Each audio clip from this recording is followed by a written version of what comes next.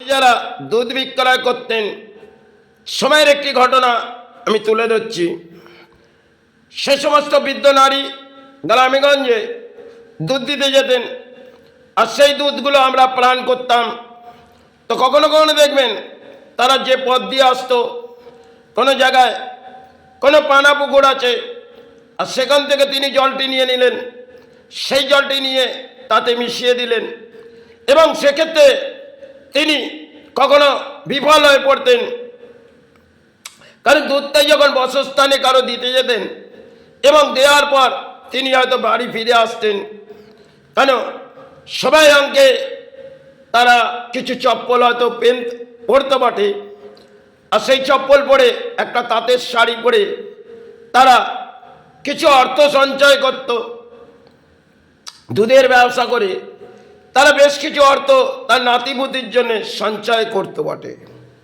সবাই অঙ্কের দেখবেন বিধবা নারী এরা এই অর্থগুলো সঞ্চয় করত, আর সেই অর্থ সবাই তারা কিছু লজিক দিতেন।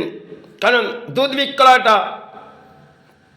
একটা সময় বাংলায় আমরা দুধটা পান করতাম, আর সেই দুধে পান করতে গিয়ে দেখা যেত সে কখনো দুধটি দিয়ে গেল আর দুধের মধ্যে পানা।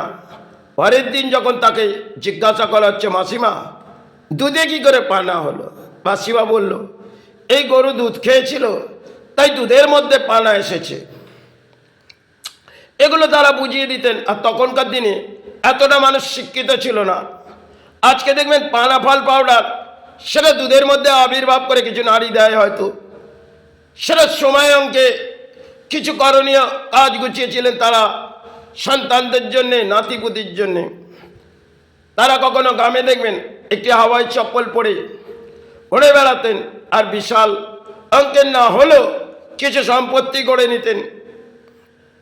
যাই হোক, একটা সময় দুধের নিয়ে একটা আবির্ভাব তারা করতেন। আজকে দেখবেন আমাদের বাংলার যে পরিস্থিতি, সেখানে দেখবেন সফেদ শাড়ি পরে হয়তো দেখা যাবে আবির্ভাব হয়ে গেল, আর আবির্ভাব হয়ে যাওয়ার পর ফুটে উঠল।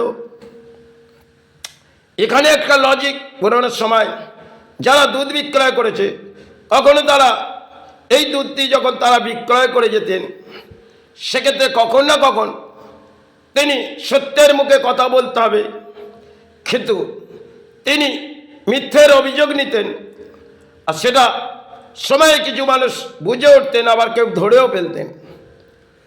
কারণ দুধের মধ্যে জল দেওয়া হয় সেটা আমরা জানি। আজকে আমরা মাদার ডেয়ারি দুধটা পান করি, গরুর দুধ এতটা আমাদের এই গ্রামগঞ্জে নেই। আর গ্রামগঞ্জে তখন কখনো দেখবেন গ্রাম থেকে কেউ দুধ বিক্রয় করতে দুধ টেনে নিয়ে আসছে, আর কোথাও দেখবেন একটা পানা পুকুর রয়েছে, সেই পানা পুকুর থেকে 2 ঘটি 4 ঘটি জল দিয়ে হয়তো দিয়ে দিলেন, তাতে দুধের মধ্যে পানা চলে এলেন, এবং তিনি কখনো বিক্রয় করতে গিয়ে একটা লজিক দিতেন, কিন্তু ধরা পড়ে যেতেন।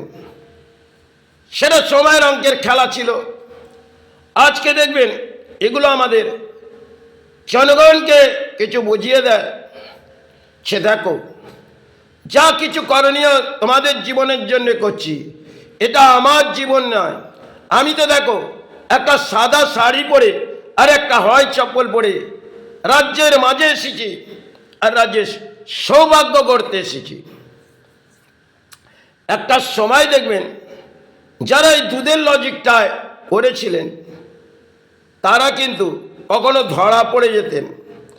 আজকে যারা বলি আবড়াচ্ছে সেটা একটা বাংলার জনগণ মেনে নিচ্ছে, কারণ সবাই অঙ্কের খেলা একটা রাজনীতি, যে নীতিটার মধ্যে দুর্নীতি অধিক, আর সেই দুর্নীতি একটা সময় যেমন ফুলটি যখন গাছের মধ্যে ফুটে ওঠে তখন আবির্ভাব এসে যায়, তেমন দুর্নীতিটা আস্তে আস্তে ফুটে ওঠে যখন, তখন একটি আবির্ভাব হয়ে যায়, এবং যখন ঝরে যাওয়ার সময় হয় তখন তার দিকে চেয়ে দেখি না।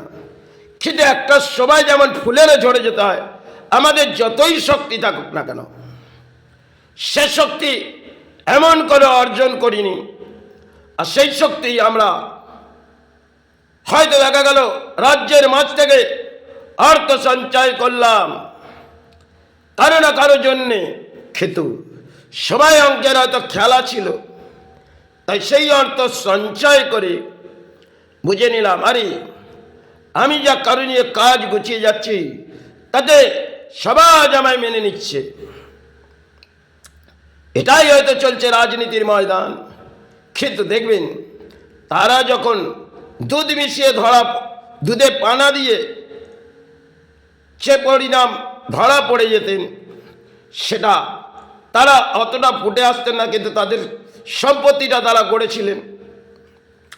আজকে দেখবেন রাজনীতির মাঝে কিছু নেতা আছে চিৎকার করে যায়, আর জনগণ ভাবে বাহ, এই যে দেখছি ইনি তো অসাধারণ, ইনি তো সেজে গুজে নেই আর অট্টালিকায় বসে নেই, আছে তো একটা পেন্টালিক ছাউনিতে, সেখান থেকে তিনি যেভাবেই আছে না কেন তাতে আমাদের সৌভাগ্য। এই হচ্ছে রাজনীতি ময়দান। আর সেখানে কোটি কোটি টাকার পাহাড় কখনো ধরা পড়ে যায়। সময় যারা একটা সময় বাংলার গর্ব ছিল, বাংলার গর্ব একটা রাজনীতি থেকে ধ্বংসের পথে এসেছে। কেন? যাদেরকে আমরা শ্রদ্ধা করেছি তারাই ফুলের মাঝে লড়াই করে ধ্বংসের পথে এনে দিয়েছে। এ হচ্ছে রাজনীতি ময়দান। আর একটা সময় দুধের মধ্যে কিছু তারা করেছিলেন, তারা সন্তানদের জন্য করেছিলেন আর নাতিপুতির জন্য। আজকে সেই লজিকটি রাজনীতির মাঝে চলে এসেছে, যেটার মধ্যে দেখবেন খেলা হবে। কখনো তো খেলার শেষ হয়, তখন খেলার যখন শেষ হলো সব দর্শক সরে গেল, আমায় একাই থাকতে হবে। এটা ব্রহ্মাণ্ডের একটা লড়াই হয়। সেখানে দেখবেন আমরা কিছু দেখছি, হয়তো বড় ম্যাচ হচ্ছে, সেখানে দেখতে গেলাম, খেলাড়ি এলো খেললো, আবার ম্যাচটি যখন হয়ে গেল সমস্ত খেলাড়ি চলে গেলে মাঠ ফাঁকা হয়ে গেল। এটা খেলার মাঝে। আজকে যে বলিগুলো আমাদের নেতারা আবড়ে যাচ্ছে সেটা বাংলার দুর্ভাগ্য। খেলা হবে, খেলা হবে। আরে করোনা কাল, সেটা হচ্ছে গ্রহ নক্ষত্র খারাপের জন্যে এই প্রকৃতির কোটি কোটি মানুষকে দণ্ড পেতে হয়েছে। আর সেখানে জনগণকে উৎপাত করে দিচ্ছে এই রাজনীতি নেতারা। খেলা হবে, তাহলে কোন অংশের খেলা হবে? একটি তো প্রকৃতির খেলায় আমরা আবির্ভাব হয়ে রয়েছি একটা জওয়ানের পট্টি, আর সেখানে নেতারা বলছে এ পট্টি খুলে ফেলো, কেন একটি খেলার ম্যাচ খেলো। আর খেলার ম্যাচটা এমন খেলবে যাতে আমার নাম ফুটে আসুক। রাজনীতি ময়দানে চলছে, খেলা হবে। এবং 2026-এ কিভাবে খেলাটাকে ধ্বংসের পথে সেনা এসে করে দিল সেটা বাংলা দেখে নিল। কারণ কোটি কোটি টাকা তাদের কাছে আছে, আর সাধারণ মানুষের কাছে কিছুই নেই, শূন্যের ভাড়ার। এই হচ্ছে রাজনীতি ময়দান, যেখানে একে অপরের লড়াই কিছু মিডিয়া করে, আর কিছু দেখবে সোশ্যাল মিডিয়ায় চিৎকার করে যায়, হরে আমার রাজ্য, আমার রাজ্য, এ যে নেই মাই জগৎ, আছে আছে কিছুই নেই। আজ আমার, কাল বাড়ি আরেকজনের, এই তো লড়াই। সে লড়াই আমি ভাবলাম আমি সফল হলাম, একদিন তো বিফল আমায় হতে হবে। তখন এই জনগণ যারা আমাকে সফল করলো তারাই বিফল করবে। এই হচ্ছে রাজনীতি। আর সময় যারা দুধ বেচে সঞ্চয় করতেন তারা কিন্তু মিথ্যের আবির্ভাব নিতেন। আজকে সেই আবির্ভাবটা দুধের বাদ দিয়ে হবে না, কেন দুধটা মাদার ডেয়ারি। আর কিছু হলে ঘরোয়া দুধ, সেটা এখনকার ক্ষেত্রে হবে না, কেন বুঝে উঠবে। আজকে দেখবেন যেগুলো নিয়ে আমাদের নেতারা ফুল ফুটিয়ে ওঠে, আর ফুলের মাঝ দিয়েই আমাদের খেলা রাজনীতির, সেখানে জনগণ ভাবে আরে বহু কিছু সাহারা গড়ে গেল, কিন্তু সাহারা তো ভেঙে পড়লেই বাংলা। যখন বিবেকানন্দ সেতু ভেঙে পড়লো, তাহলে বাংলা সাহারা কখনোই গড়ে উঠবে না। হ্যাঁ, সময়ের আবির্ভাব হয়তো সাহারা গড়ে উঠেছে, আবার এই সাহারা ভেঙে পড়বে। এই তো বাংলা। একেই বলে সোনার বাংলা। একটা সময় সাধন জগতে বহু গুরু ব্যাখ্যা করেছিলেন। আজ তারা সর্বসময় দেখছে এই বাংলার আবির্ভাব কিভাবে ফুটে উঠছে। সেখানে ধ্বংসের পথ আসবে বাংলা, আর লড়াই হবে বাংলা। এই রাজনীতির ময়দান, সবাই অঙ্কের খেলা। সেটা রাজনীতিতে জনগণ মেনে নিচ্ছে, আর সমাজের মানুষ ভেবে নিচ্ছে কেউ যদি সাহারা আসে আমাদের জীবনের সাহারা হবে। এটা জনগণের ব্যাখ্যা, কিন্তু নেতারা নিজে নিজে সাহারা গুছিয়ে নিচ্ছে। এই তো রাজ্য, এই রাজ্যের পরম দুর্ভাগ্য।